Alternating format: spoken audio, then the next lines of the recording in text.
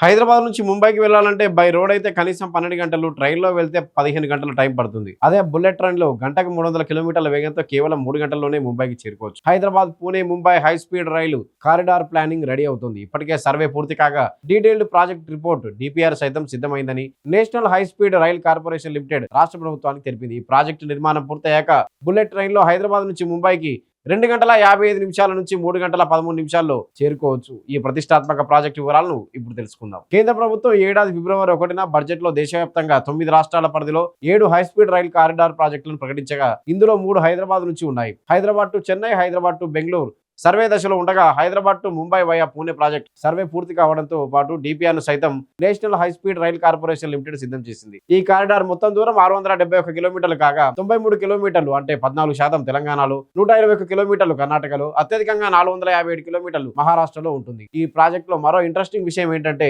మహారాష్ట్ర పరిధిలో 3 ప్రాంతాల్లో మొత్తం 35 కిలోమీటర్ల 30 మీటర్ల మేర భూగర్భ మార్గం నిర్మిస్తారు.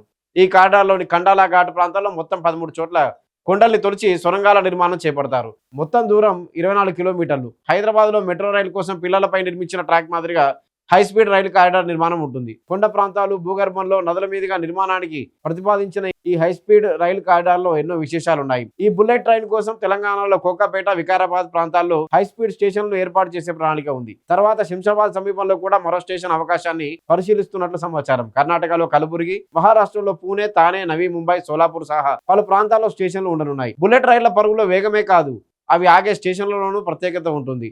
సాధారణ స్టేషన్ల మాదిరిగా కాకుండా అంతర్జాతీయ ప్రమాణాలతో ఈ రైల్వే స్టేషన్లు నిర్మించేలా ప్రణాళికలు సిద్ధమవుతున్నాయి. ఒక్కో స్టేషన్ ప్రాంగణానికి భవన నిర్మాణం, పార్కింగ్, ఇతర సదుపాయాల కోసం 247 ఎకరాల భూమి అవసరం అవుతుందని అంచనా వేశారు. పెద్ద ఎత్తున భూమి కావాలని national high speed rail corporation limited రాష్ట్ర ప్రభుత్వాన్ని కోరింది. రాష్ట్రంలో మొదట కోకాపేట, వికారాబాద్లలో హై స్పీడ్ స్టేషన్లను గుర్తించగా తాజాగా శంషాబాద్ చేరింది. స్టేషన్ నిర్మించే ప్రాంతాన్ని గుర్తించాల్సి ఉంది.